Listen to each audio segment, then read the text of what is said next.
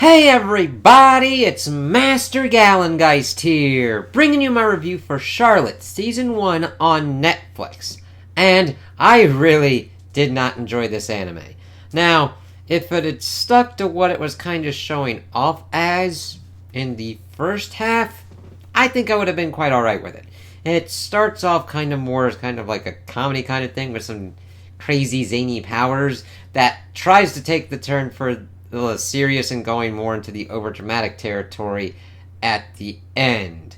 And it's only like 13 episodes. Episode list.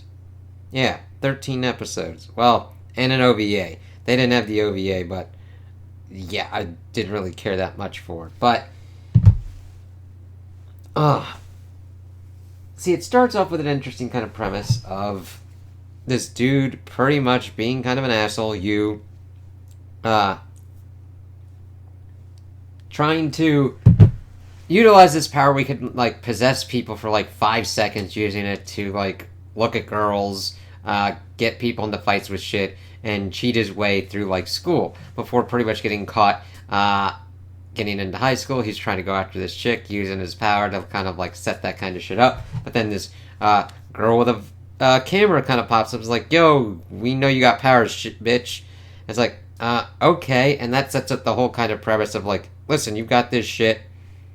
You got to come with us. Now Tamori and Jojiro Takoji, and evidently around kind of puberty, kind of similar to like an X-Men kind of thing, they develop these powers, and then the powers go away after they turn 18, pretty much. So they've got this kind of school system in place where they're attempting to like protect these people from like government experimentation, because now's brother got fucked over by the government and is now pretty much insane, ripping apart shit and trying to like compose music. I mean, yeah, it's like, oh, okay, I'm getting kind of invested in these kind of characters, but it doesn't really stick that much for long. It kind of facilitates back and forth between trying to do serious and comedy before really going serious and tragedy more at the end, and also bum rushing a kind of fucking thing at the end. It's just like, oh, okay, fine. Because we learned that use power isn't to just possess people, but it's called plunder, where he can like steal other people's powers as well, which would have been really kind of helpful for them to kind of do that in when he was like helping them try and like either stop these people from using their powers or to get them to kind of come to the school, which we don't really get much of an expansion except in the case of this kind of like idol chick. Let's see, Yusa Nishimori,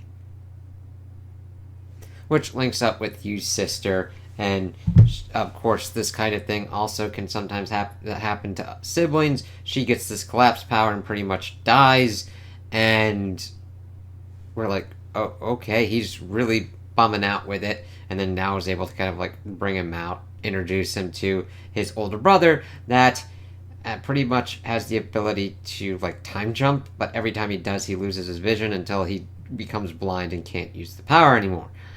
It's like, okay, that's really fucking OP. And he plunders it to go back, save the sister, and then we have to have them fighting these other kind of people. They're working these gangster people, which completely and utterly like nullify the power for him to be able to do it. Where they like slash his eye, and he's got his sister's ability because he went back in the past, plundered her ability to stop her from using it and saving her as well. And then it transforms into, oh god, now was pretty much saved by this other dude that is pretty much friends with Yu's older brother. And they then decide to have him utilize his powers to go and steal every power in the world before he turns 18. And then the place will also do this vaccine, because this Charlotte comet had pretty much spread this kind of shit that gave them powers, and it happens every so often. So if they've got this vaccine, that'll fucking work it out. It's like, alright. So in the last episode, it's him going around getting all these powers and going kind of crazy, where I understand that they're trying to show that he's kind of like losing his humanity and shit with all these kind of powers that he's able to do and everything, but it's just one episode. You can't effectively do that in one episode. It's like putting someone on a timeline that you have to finish this now, so you get the bum rushed most fucking ass end that you can get, because I'm just trying to finish this in one episode. It's like, okay. And he pretty much forgets everything and becomes lovers with the now chick, and it's like, yay, okay. It really, its pacing is all over the place. The animation is pretty much the only thing that I would say works out in its favor, but the story and characters is like, what are you attempting to do here? Like, I would have like, because of the pacing and what they were trying to do, what their objective was this with the story. At first, is more kind of a lighthearted kind of thing of like, oh, people have stupid powers that don't really work out that well. The one dude being able to teleport when he goes just super fucking fast, speedster style, and crashing into shit and everything. Okay, cool. And then it turns to the serious of like world-ending kind of shit. Like, we need to fix this kind of shit. It's like, alright. Not that you can't do that, but the balancing act of comedy and seriousness did not fucking work for me here. It just went from one thing to another, and you can go with that route, but you need more episodes to effectively get that kind of turn, where it's just like, shit, because you kind of helps out the brother, hooks up with this kind of like band that now likes. We get this whole kind of time warping shit and everything. It's just pretty much the equivalent of throwing shit at the wall and trying to see if it'll stick, and then trying to stick the landing and not being able to do it for me. Like, I wouldn't recommend this to people, because its lore and world building are messy. Its characters really don't have, because you're going back and forth between what's kind of going on, and going from like happy-go-lucky kind of school thing to the world could be potentially destroyed by all this kind of shit, so let's do this and make this superhuman dude who then forgets everything and then loses his powers. Sure, okay. It just ramped up so quickly because we're like, okay, here's this, and then your brother's going, like, there's like this war with all these mutant people going on. It's like, oh fuck, and then it's like, we gotta do it like this and this, blah, blah, blah. So, 13 episodes? Alright. I wouldn't recommend this for the action, maybe for the comedy, but only to stay for like the first couple episodes on that front, and then just bug the fuck out. I wouldn't even really have it on in the background, because there's better shit to have on in the background, to be honest.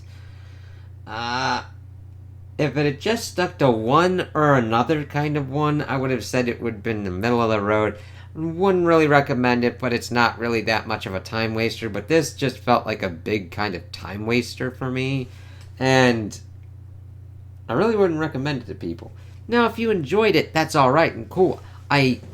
There are good aspects to kind of latch onto, like the idea of the powers and them being somewhat useless, and you then actually getting called out. I liked how Now called him out and was able to kind of be like, listen, there are allegations that you cheated on your test. You need to get this A score that you went on this kind of one. It's like, oh fuck, shit. And seeing other kind of stuff like Yusa being possessed by her dead sister, who also has pyrokinesis.